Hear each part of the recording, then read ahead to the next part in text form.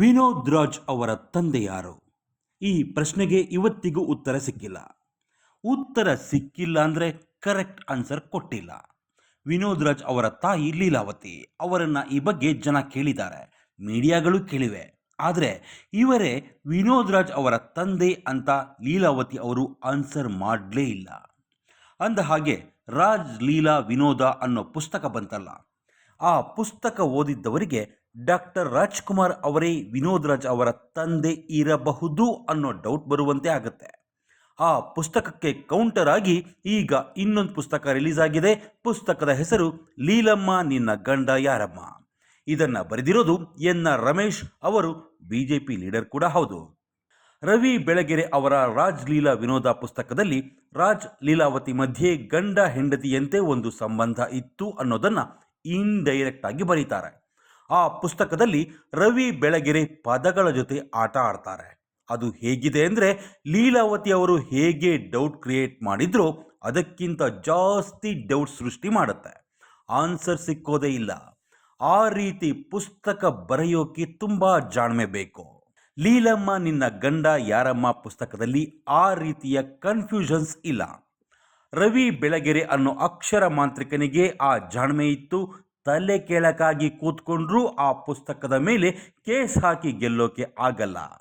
ಕೋರ್ಟಲ್ಲಿ ಕೇಸ್ ಹಾಕ್ಬಹುದು, ನಡೀತಾ ಇರುತ್ತೆ, ಚರ್ಚೆ ಆಗ್ತಾನೆ ಇರುತ್ತೆ, ಅಂತಿಮ ತೀರ್ಪಿಗೆ ಬರೋಕ್ಕಾಗಲ್ಲ.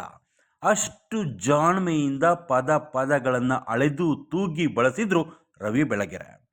ಲೀಲಮ್ಮ ನಿನ್ನ ಗಂಡ ಯಾರಮ್ಮ ಪುಸ್ತಕದಲ್ಲಿ ಅಡ್ಡಗೋಡೆ ಮೇಲೆ ದೀಪ ಇಟ್ಟಂತೆ ಬರೆದಿಲ್ಲ. ರಾಜ್ ಲೀಲಾ ವಿನೋದ ಪುಸ್ತಕದ ರಿಲೀಸ್ ಕಾರ್ಯಕ್ರಮಕ್ಕೆ ಬಂದಿದ್ದ ಲೀಲಾವತಿ ಅವತ್ತು ಅಡ್ಡಗೋಡೆ ಮೇಲೆ ದೀಪ ಇಟ್ಟಿದ್ರೆ ಹೊರತು ಸತ್ಯ ಹೇಳಿರಲಿಲ್ಲ. ಲೀಲಮ್ಮ ನಿನ್ನ ಗಂಡ ಯಾರಮ್ಮ ಪುಸ್ತಕದಲ್ಲಿ ಆ ರೀತಿಯ ಡೌಟ್ಸ್ ಇಲ್ಲ.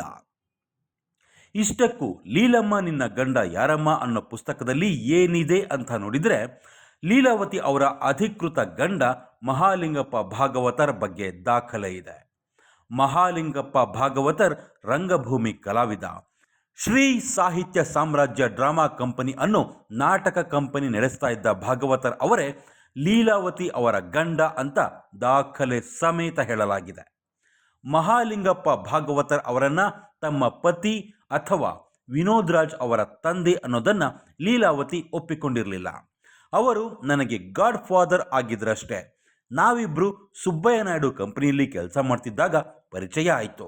ಅವರು ಕರಾವಳಿ ಕಡೆಯವರು, ತುಳು ಬರ್ತಿತ್ತು, ಇಬ್ಬರಿಗೂ ಸ್ನೇಹ ಇತ್ತು, ಆತ್ಮೀಯತೆ ಇತ್ತು.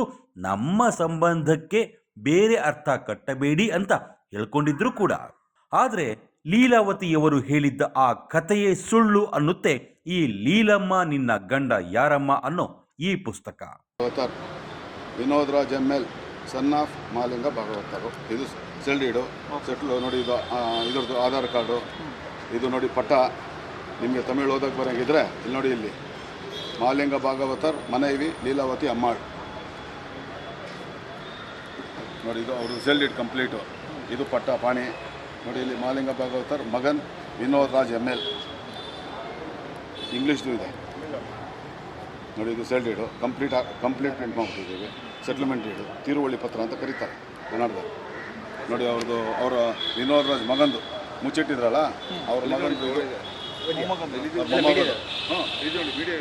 ಲೀಲಾವತಿ ಮೊಮ್ಮಗಂದು ನೋಡಿ. ಇಲ್ಲಿ ನೋಡಿ, ಮಹಾಲಿಂಗ ಭಾಗವತರ್ ಸನ್ ವಿನೋದ್ ರಾಜ್ ಎಮ್.ಎಲ್. ವಾಣಿ.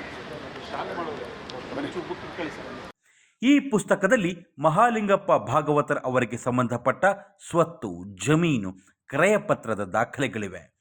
ತಮಿಳುನಾಡಿನ ಚೆನ್ನೈ ಮತ್ತು ಚೆಂಗಲ್ಪಟ್ಟು ಜಿಲ್ಲೆಗಳಲ್ಲಿ ನೀಡಿರೋ ದಾನಪತ್ರದ ದಾಖಲೆಗಳೂ ಇದ್ದಾವೆ.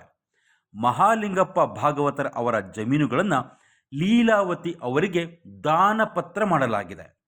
ವೀಕ್ಷಕರೇ, ಇಲ್ಲಿ ಒಂದು ವಿಷಯ ಸ್ಪಷ್ಟವಾಗಿ ಹೇಳಬೇಕು. ದಾನಪತ್ರವನ್ನು ಯಾರಂದರೆ ಅವರಿಗೆ ಕೊಡೋಕ್ಕಾಗಲ್ಲ. ರಕ್ತ ಸಂಬಂಧ ಇಲ್ಲದವರಿಗೆ ದಾನಪತ್ರ ಕೊಡೋಕೆ ಬರೋಲ್ಲ. ದಾನಪತ್ರ ಕೊಡೋರಿಗೆ ಅಥವಾ ಪಡೆಯೋರಿಗೆ ಇಬ್ಬರ ಮಧ್ಯೆ ಅಪ್ಪ, ಅಮ್ಮ, ಗಂಡ, ಹೆಂಡತಿ, ಅಕ್ಕ, ತಂಗಿ, ಅಣ್ಣ, ತಮ್ಮ ರೀತಿಯ ಸಂಬಂಧ ಇರಬೇಕು. ಎಷ್ಟರ ಮಟ್ಟಿಗೆ ಅಂದರೆ, ಅಣ್ಣ ತಂಗಿ, ಅಕ್ಕ ತಮ್ಮ ಮಕ್ಕಳಿಗೂ ದಾನಪತ್ರ ಕೊಡೋಕೆ ಬರೋದಿಲ್ಲ. ಬೇರೆಯವರಿಗೂ ಕೊಡಬಹುದು, ಆದರೆ ಅದಕ್ಕೆ ಸ್ಟ್ಯಾಂಪ್ ಡ್ಯೂಟಿ, ರಿಜಿಸ್ಟ್ರೇಷನ್ ಖರ್ಚು ಜಾಸ್ತಿ ಇರುತ್ತೆ. ಟ್ರಸ್ಟು, ದೇವಸ್ಥಾನಗಳಿಗೆ ದಾನಪತ್ರ ಮಾಡಬಹುದು. ಆದರೆ ಲೀಲಾವತಿ ಮತ್ತು ವಿನೋದ್ ರಾಜ್ ಅವರಿಗೆ ಆಸ್ತಿಯನ್ನು ಆ ರೀತಿ ಸ್ಟಾಂಪ್ ಡ್ಯೂಟಿ ಇಲ್ಲದೆ ದಾನಪತ್ರ ಕೊಡಲಾಗಿದೆ. ಈ ಪುಸ್ತಕದ ಪ್ರಕಾರ ಲೀಲಾವತಿ ಮತ್ತು ಮಹಾಲಿಂಗಪ್ಪ ಭಾಗವತರ್ ಅವರ ಮದುವೆ ಆಗೋದು 1962ರಲ್ಲಿ. ವಿನೋದ್ ರಾಜ್ ಹುಟ್ಟೋದು 1967ರಲ್ಲಿ. ರಾಜ್ಕುಮಾರ್ ಅವರಿಗೆ ಮಕ್ಕಳಾಗಿರಲಿಲ್ಲ, ಅದಕ್ಕೆ ಲೀಲಾವತಿ ಜೊತೆ ಸಂಬಂಧ ಇತ್ತು ಅನ್ನೋದೆಲ್ಲ ಅಂತೆ ಕಂತೆ. 1962ರಲ್ಲಿ ಆಗಲೇ ಶಿವಣ್ಣ ಹುಟ್ಟಿದ್ರು. ರಾಘವೇಂದ್ರ ರಾಜ್ಕುಮಾರ್ ಕೂಡ ಹುಟ್ಟಾಗಿತ್ತು. ದೊಡ್ಡ ಮಗಳು ಲಕ್ಷ್ಮಿ ಕೂಡ ಹುಟ್ಟಿದ್ರು. ಅಲ್ಲಿಗೆ ಮಕ್ಕಳಿಲ್ಲ ಅನ್ನೋ ಕಾರಣಕ್ಕೆ ಅಫೇರ್ ಇತ್ತು ಅನ್ನೋ ವಾದ ಸುಳ್ಳಾಗಿದೆ. ಅದು ಬಿಡಿ. ಈಗ ರಿಲೀಸ್ ಆಗಿರೋ ಲೀಲಮ್ಮ ನಿನ್ನ ಗಂಡ ಯಾರಮ್ಮ ಪುಸ್ತಕದಲ್ಲಿ ಮಹಾಲಿಂಗಪ್ಪ ಭಾಗವತರ್ ಅವರ ಸುಮಾರು 15 ಸರ್ವೆ ನಂಬರುಗಳ ಜಮೀನಿನ ಹಕ್ಕುಪತ್ರ ಲೀಲಾವತಿ ಅವರಿಗೆ ಟ್ರಾನ್ಸ್ಫರ್ ಆಗಿರೋ ದಾಖಲೆ ತೋರಿಸಿದ್ದಾರೆ. ಆ ಜಮೀನುಗಳನ್ನು ಲೀಲಾವತಿ ಅವರು ತಮ್ಮ ಮಗನಿಗೆ ತಾವು ಸಾಯುವ ಮೊದಲು ಟ್ರಾನ್ಸ್ಫರ್ ಕೂಡ ಮಾಡಿದ್ದಾರೆ. ಆ ದಾಖಲೆಗಳ ಪ್ರಕಾರ ಲೀಲಾವತಿ ವೈಫ್ ಆಫ್ ಮಹಾಲಿಂಗಪ್ಪ ಭಾಗವತರ್ ಅನ್ನೋ ದಾಖಲೆಯೂ ಇದೆ. Vinod Kumar M son of Mahalingappa Bhagavathar ಅನ್ನೋ ದಾಖಲೆಯೂ ಇದೆ. ವಿವಾದಾತ್ಮಕ ಪತ್ರಕರ್ತ ರವಿ ಬೆಳಗೆರೆ ಅವರು ರಾಜ್ಲೀಲಾ ವಿನೋದ ಅನ್ನೋ ಒಂದು ಪುಸ್ತಕವನ್ನು ಬಿಡುಗಡೆ ಮಾಡೋದ್ರ ಮೂಲಕ ಕನ್ನಡಿಗರಲ್ಲಿ ಒಂದು ಗೊಂದಲದ ವಾತಾವರಣವನ್ನು ಸೃಷ್ಟಿ ಮಾಡುವಂಥ ಒಂದು ಕೆಲಸವನ್ನು ಮಾಡ್ತಾರೆ. ಬಹಳಷ್ಟು ಜನ ಅದನ್ನು ನಿಜ ಅಂತ ಕೂಡ ನಂಬ್ಕೊಂಡ್ರು. ಆದರೆ ಡಾಕ್ಟರ್ ರಾಜ್ಕುಮಾರ್ ಅವ್ರ ಬಗ್ಗೆ ಅರಿವಿದ್ದಂಥವ್ರು ಬೇರೆ ಯಾರೂ ಅದನ್ನು ನಂಬಲಿಕ್ಕೆ ಸಾಧ್ಯ ಇಲ್ಲ. ನಮ್ಮಂಥವ್ರು ಯಾರು ಅದು ನಂಬಲಿಕ್ಕೆ ಸಾಧ್ಯ ಇರಲಿಲ್ಲ. ಆದರೆ ಕೆಲವೊಂದಷ್ಟು ಜನ ಅದನ್ನು ಸತ್ಯ ಅಂತ ನಂಬಿದ್ರು ಕೂಡ. ಆದರೆ ಅದನ್ನು ನಾವು ರುಜುವಾತು ಮಾಡಬೇಕಾಗಿತ್ತು. ಆ ಪುಸ್ತಕದಲ್ಲಿರ್ತಕ್ಕಂಥ ಎಲ್ಲ ಅಂಶಗಳು ಕೇವಲ ಹಸಿ ಸುಳ್ಳುಗಳಿಂದ ಕೂಡಿದಂಥ ಒಂದು ಕೃತಿ ಅನ್ನೋದನ್ನು ರುಜುವಾತು ಮಾಡಬೇಕಾಗಿತ್ತು. ಹಾಗಾಗಿ ನಾವು ದಾಖಲೆಗಳನ್ನು ಹುಡುಕುವಂಥ ಕೆಲಸವನ್ನು ಪ್ರಾರಂಭ ಮಾಡ್ಕೊಂಡು ಬಂದ್ವಿ. ಸರ್ಕಾರಿ ದಾಖಲೆಗಳಿದ್ದರೆ ಮಾತ್ರನೇ ನಾವು ಆ ಕೃತಿಗೆ ಉತ್ತರವನ್ನು ಕೊಡಲಿಕ್ಕೆ ಸಾಧ್ಯ ಅನ್ನೋ ಒಂದು ಸತ್ಯವನ್ನು ಕಂಡುಕೊಂಡು ನಾವು ಲೀಲಾವತಿಯವರ ಮದುವೆ ಆಗಿದ್ದಂಥದ್ದು ಮಹಾಲಿಂಗ ಭಾಗವತರ್ ಅನ್ನೋದು ಎಲ್ಲರಿಗೂ ಗೊತ್ತಿತ್ತು. ಹಿರಿಯ ಚಲನಚಿತ್ರ ನಿರ್ದೇಶಕ ಭಾರ್ಗವ್ ಅವರು ಇವರಿಬ್ಬರ ಮದುವೆಗೆ ಸಾಕ್ಷಿಭೂತರಾಗಿದ್ದು ಅಲ್ಲದೆ ಹಲವಾರು ಸಂದರ್ಭಗಳಲ್ಲಿ ಮಾಧ್ಯಮಗಳಲ್ಲಿ ಇದ್ರ ಬಗ್ಗೆ ಮಾತನಾಡಿದ್ದಾರೆ. ಗಣಪತಿಯವರ ಚಾನಲ್ ಕೂಡ ಅದು ಬಹಳಷ್ಟು ಬಾರಿ ಬಂದಿದೆ. ಆದರೂ ಕೂಡ ಅದು ಸಾಕಾಗ್ತಾ ಇರಲಿಲ್ಲ, ಯಾಕಂದರೆ ದಾಖಲೆಗಳಿರಲಿಲ್ಲ. ಹಾಗಾಗಿ ನಾನು ದಾಖಲೆಗಳನ್ನು ಹೆಕ್ಕಬೇಕು ಅನ್ನೋ ಒಂದು ಉದ್ದೇಶ ಇಟ್ಕೊಂಡು ಮಹಾಲಿಂಗ ಭಾಗವತರ್ ಮತ್ತು ಲೀಲಾವತಿಯವರು ಮತ್ತು ವಿನೋದ್ ರಾಜ್ ಅಂತ ಏನಿದ್ದಾರೆ ಇವರ ಮೂರು ಜನಕ್ಕೆ ಸಂಬಂಧಪಟ್ಟ ಸರ್ಕಾರಿ ದಾಖಲೆಗಳನ್ನು ಹುಡುಕ್ತಾ ಹೋದಾಗ ಚೆನ್ನೈ ಮಹಾನಗರ ಅದಕ್ಕೆ ಹೊಂದ್ಕೊಂಡಂಗಿರ್ತಕ್ಕಂಥ ಚೆಂಗಲ್ಪಟ್ಟು ಜಿಲ್ಲೆಯಲ್ಲಿ ಒಂದಲೂರು ಅಂತ ತಾಲೂಕಿದೆ. ಅಲ್ಲಿ ಪುದುಪಕ್ಕಂ ಅನ್ನೋ ಗ್ರಾಮದಲ್ಲಿ ಸರ್ವೆ ನಂಬರ್ 243, 244, 245ರಿಂದ 252ರ ತನಕ ಇರತಕ್ಕಂಥ ಸಂಪೂರ್ಣ ಸ್ವತ್ತುಗಳು ಮಹಾಲಿಂಗ ಭಾಗವತರ್ ಅವರಿಂದ ಲೀಲಾವತಿ ಅವರಿಗೆ ಗಿಫ್ಟ್ ಡೀಡ್ ಮೂಲಕ ಅಂತಂದರೆ ದಾನಪತ್ರದ ಮೂಲಕ ಬಂದಿದೆ ಅನ್ನೋ ಸತ್ಯ ಗೊತ್ತಾಯಿತು. ಅದಾದ ನಂತರ ಆ ಪತ್ರಗಳನ್ನು ನಾನು ಹೆಕ್ಕಿ ತೆಗೆಯುವಂಥ ಕೆಲಸವನ್ನು ಪ್ರಾರಂಭ ಮಾಡಿದೆ. ಆದರೆ ಸರ್ಕಾರಿ ಸ್ವತ್ತುಗಳನ್ನು ಮಾತ್ರ ನಾವು RTI ಅಡಿಯಲ್ಲಿ ಕೇಳಲಿಕ್ಕೆ ಅವಕಾಶ ಇದೆ. ಆ ಸರ್ಕಾರಿ ಸ್ವತ್ತುಗಳನ್ನು ಬಿಟ್ಟು ಖಾಸಗಿ ಸ್ವತ್ತುಗಳನ್ನು ನಿಮ್ಮ ಸ್ವತ್ತುಗಳ ಪತ್ರಗಳನ್ನು RTI ಕಾಯ್ದೆ ಅಡಿಯಲ್ಲಿ ಕೊಡಲಿಕ್ಕೆ ಸಾಧ್ಯ ಇಲ್ಲ. ಹಾಗಾಗಿ ತಿರುಪೂರೂರು ಸಬ್ ರಿಜಿಸ್ಟ್ರಾರ್ ಆಫೀಸಲ್ಲಿ ದೇವರು ಎಲ್ಲದಕ್ಕೂ ಒಂದು ಅವಕಾಶ ಮಾಡಿಕೊಡ್ತಾರೆ ಅಂತ ಹೇಳಿ ನಾನು ನಂಬಿರ್ತಕ್ಕಂಥ ತಾಯಿ ಅನ್ನಪೂರ್ಣೇಶ್ವರಿ ಆಶೀರ್ವಾದದಿಂದ ಆ ತಿರುಪೂರೂರು ಸಬ್ ರಿಜಿಸ್ಟ್ರಾರ್ ಆಫೀಸ್ನಲ್ಲಿ ಕೆಲಸ ಮಾಡುವಂಥ ಒಬ್ಬ ಕೆಲಸಗಾರ ನನ್ನ ಆತ್ಮೀಯ ಸ್ನೇಹಿತನಾಗಿದ್ದಂಥವ್ರು ಮತ್ತು ಚೆನ್ನೈ ಮಹಾನಗರದಲ್ಲಿದ್ದಂಥ ನಮ್ಮೆಲ್ಲರ ವಕೀಲ ಸ್ನೇಹಿತರುಗಳ ಮೂಲಕ ಆ ಜಮೀನಿಗೆ ಸಂಬಂಧಪಟ್ಟ ದಾಖಲೆಗಳನ್ನು ಕಳೆದ ವರ್ಷ ಫೆಬ್ರವರಿ ತಿಂಗಳಲ್ಲಿ ತೆಗೆಯೋದ್ರಲ್ಲಿ ನಾನು ಯಶಸ್ವಿಯಾದೆ. ಆ ಸ್ವತ್ತಿಗೆ ಸಂಬಂಧಪಟ್ಟ ಕ್ರಯಪತ್ರಗಳು, ಆ ಸ್ವತ್ತಿಗೆ ಸಂಬಂಧಪಟ್ಟ ಲೀಲಾವತಿಯವರು ಅವರು ತೀರ್ಕೊಳ್ಳೋಕ್ಕೆ ಕೆಲವೇ ದಿನಗಳ ಮುಂಚೆ ಅವರ ಮಗನ ಹೆಸರಿಗೆ ಮಾಡಿಕೊಟ್ಟಂಥ ಒಂದು ಸೆಟ್ಲ್ಮೆಂಟ್ ಡೀಡ್ ಅಂದರೆ ತೀರುವಳಿ ಪತ್ರ ಅಂತ ಕರಿತೀವಿ. ಅದರಲ್ಲಿ ಇದು ಮತ್ತು ಆ ಸ್ವತ್ತಿಗೆ ಸಂಬಂಧಪಟ್ಟ ಎಲ್ಲ RTCಗಳು, ಪಾಣೆಗಳು, ಆ ಎಲ್ಲ ದಾಖಲೆಗಳನ್ನು, ಅವರ ಆಧಾರ್ ಕಾರ್ಡ್ಗಳನ್ನು ಎಲ್ಲದನ್ನು ತೆಗೆಯೋದ್ರಲ್ಲಿ ನಾವು ಯಶಸ್ವಿಯಾಗಿ. ಅದರಲ್ಲಿ ಸ್ಪಷ್ಟವಾಗಿದೆ Leelavathi Ammal wife of Mahalinga Bhagavathar, Vinod Kumar ML son of Mahalinga ಭಾಗವತರ ಅಂತ ಹೇಳಿ ಅತ್ಯಂತ ಸ್ಪಷ್ಟವಾಗಿ ಈ ದಾಖಲೆಗಳು, ಸರ್ಕಾರಿ ದಾಖಲೆಗಳನ್ನು ತೆಗೆದು ಕಳೆದ ವರ್ಷ ಮಾರ್ಚ್ 1ನೇ ತಾರೀಕು ಈ ಎಲ್ಲ ದಾಖಲೆಗಳನ್ನು ಮಾಧ್ಯಮಗಳ ಮೂಲಕ ನಾನು ಬಿಡುಗಡೆ ಮಾಡಿದ್ದೆ.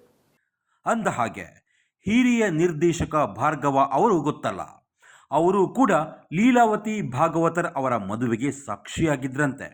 ಅಂದ ಹಾಗೆ ಲೀಲಾವತಿ ಅವರ ಒರಿಜಿನಲ್ ಹೆಸರು ಲೀನಾ ಸಿಕ್ವೇರಾ. ಬಹುತೇಕರಿಗೆ ಲೀಲಾ ಕಿರಣ್ ಅನ್ನೋದಷ್ಟೇ ಗೊತ್ತು, ಆದರೆ ದಾಖಲೆಗಳಲ್ಲಿ ಲೀನಾ ಸಿಕ್ವೇರಾ ಅನ್ನೋ ಹೆಸರು ಇದೆ. ಸೊ ಈ ಪುಸ್ತಕ ಹೇಳ್ತಿರೋ ಅಂತಿಮ ತೀರ್ಪು ಏನಂದರೆ, ಡಾಕ್ಟರ್ ರಾಜ್ಕುಮಾರ್ ಅವರಿಗೆ ಲೀಲಾವತಿ ಅವರ ಜೊತೆ ಸಂಬಂಧ ಇರಲಿಲ್ಲ. ವಿನೋದ್ ರಾಜ್ ಅವರ ತಂದೆ ಮಹಾಲಿಂಗಪ್ಪ ಭಾಗವತರ್. ಮಹಾಲಿಂಗಪ್ಪ ಭಾಗವತರ್ ಅವರ ಅಧಿಕೃತ ಧರ್ಮ ಪತ್ನಿ ಲೀಲಾವತಿ. ಮಹಾಲಿಂಗಪ್ಪ ಭಾಗವತರ್ ಅವರ 3ನೇ ಪತ್ನಿಯಾಗಿದ್ದ ಲೀಲಾವತಿ ಮಹಾಲಿಂಗಪ್ಪ ಭಾಗವತರ್ ಅವರ ಆಸ್ತಿಗಳಿಗೆ ಯಜಮಾನಿಯೂ ಆಗಿದ್ದರು. ಅಂದ ಹಾಗೆ ಲೀಲಾವತಿ ಅವರು ಬಡವಿಯೇನೂ ಆಗಿರಲಿಲ್ಲ. ಹೆಚ್ಚು ಕಡಿಮೆ 100 ಕೋಟಿ ಬೆಲೆ ಬಾಳೋ ಆಸ್ತಿ ಇತ್ತು. ಚೆನ್ನೈ ಸಿಟಿ ಮಧ್ಯೆ 3.5 ಎಕರೆ ಆಸ್ತಿ ಇತ್ತು, ಈಗಲೂ ಇದೆ. ಬಂಗಲೆ ಇದೆ. ನೆಲಮಂಗಲದಲ್ಲಿ ದೊಡ್ಡ ಕೃಷಿ ಭೂಮಿ ಇದೆ. ವಿನೋದ್ ರಾಜ್ ಅವರ ಮದುವೆ, ಹೆಂಡತಿ, ಮಕ್ಕಳ ಬಗ್ಗೆನೂ ಇಂಥದ್ದೇ ಅನುಮಾನ ಇದ್ವು. ಅದು ಈಗ ಕ್ಲಿಯರ್ ಆಗಿದೆ. ವಿನೋದ್ ರಾಜ್ ಅಲಿಯಾಸ್ ವಿನೋದ್ ಕುಮಾರ್ ಎಂ ಅವರಿಗೆ ಅನು ಅನ್ನೋ ಹೆಂಡತಿ ಇದ್ದಾರೆ. ಯುವರಾಜ್ ಅನ್ನೋ ಮಗ ಇದ್ದಾನೆ. ಅವರು ಚೆನ್ನೈನಲ್ಲಿ ಸಾಫ್ಟ್ವೇರ್ ಇಂಜಿನಿಯರ್ ಆಗಿದ್ದಾರೆ. ಒಟ್ಟಿನಲ್ಲಿ ಅರ್ಧ ಶತಮಾನದಿಂದ ಬರೀ ಡೌಟುಗಳಲ್ಲಿ ಇರ್ತಿದ್ದ ವಿಷಯಕ್ಕೆ ಎನ್.ಆರ್. ರಮೇಶ್ ಒಂದು ಫುಲ್ ಸ್ಟಾಪ್ ಇಟ್ಟಿದ್ದಾರೆ. 2016ರಲ್ಲಿ ರಿಲೀಸ್ ಆದ ರವಿ ಬೆಳಗೆರೆ ಅವರ ರಾಜ್ ಲೀಲಾ ವಿನೋದ ಪುಸ್ತಕಕ್ಕೆ 2026ರಲ್ಲಿ 10 ವರ್ಷಗಳ ನಂತರ ಲೀಲಮ್ಮ ನಿನ್ನ ಗಂಡ ಯಾರಮ್ಮ ಅನ್ನೋ ಪುಸ್ತಕ ಕೌಂಟರ್ ಕೊಟ್ಟಿದೆ. ಲೀಲಾವತಿ ಅವರು ಸತ್ತ ಮೇಲೆ ಇದೆಲ್ಲ ಬೇಕಿತ್ತ ಅನ್ನೋರಿಗೆ ಎನ್.ಆರ್. ರಮೇಶ್ ಕೊಡೋ ಉತ್ತರ ಬೇರೆ. ಡಾಕ್ಟರ್ ರಾಜ್ಕುಮಾರ್ ಅವರ ಹೆಸರನ್ನ ಲೀಲಾವತಿ ಅವರ ಜೊತೆಗೆ ಜೋಡಿಸಿದಾಗ ರಾಜ್ಕುಮಾರ್ ಕೂಡ ಸತ್ತು ಹೋಗಿದ್ರು. ರಾಜ್ಕುಮಾರ್ ಸತ್ತ ಮೇಲೆ ಅವರ ಹೆಸರಿಗೆ ಕಳಂಕ ಬರೆಯೋದು ಕರೆಕ್ಟ್ ಅನ್ನೋ ಹಾಗಿದ್ರೆ ಲೀಲಾವತಿ ಅವರದ್ದು ಅಷ್ಟೇ ಅಂತಾರೆ. ಹಂಗಂತ ನಾವೇನು ಹೆದರಿ ಹೇಳಿರಲಿಲ್ಲ. ಈ ದಾಖಲೆ ಹುಡುಕೋಕೆ 4 ವರ್ಷ ಟೈಮ್ ಬೇಕಾಯಿತು. ಲೀಲಾವತಿ ಅವರಿದ್ದಾಗಲೇ ಪ್ರೆಸ್ ಮೀಟ್ ಮಾಡಿ ಹೇಳಿದ್ದೆ, ಈಗ ಪುಸ್ತಕ ಬರೆದಿದ್ದೇನೆ ಅಂತಾರೆ ಎನ್.ಆರ್. ರಮೇಶ್. ಒಟ್ಟಿನಲ್ಲಿ ಕನ್ನಡ ಚಿತ್ರರಂಗದ ನಟ ಸಾರ್ವಭೌಮ ವರನಟನ ವ್ಯಕ್ತಿತ್ವಕ್ಕೆ ಅಂಟಿರೋ ಕಳಂಕವನ್ನು ತೊಳೆಯೋಕೆ ಅವರ ಅಭಿಮಾನಿಯೂ ಆಗಿರೋ ಎನ್.ಆರ್. ರಮೇಶ್ ಮುಂದಾಗಿದ್ದಾರೆ. ಎಲ್ಲ ಓಕೆ, ವಿನೋದ್ ಕುಮಾರ್ ಎಂಬ ಹೆಸರು ವಿನೋದ್ ರಾಜ್ ಎಂದು ಬದಲಾಗಿದ್ದು ಏಕೆ? ಈ ವಿಷಯಕ್ಕೆ ಉತ್ತರ ಕೊಡಬೇಕಾದವರು ಕನ್ನಡ ಚಿತ್ರರಂಗದ ಪ್ರಚಂಡ ಕುಳ್ಳ ಎಂದೇ ಫೇಮಸ್ ಆಗಿದ್ದ ನಟ, ನಿರ್ಮಾಪಕ, ನಿರ್ದೇಶಕ ದ್ವಾರಕೀಶ್.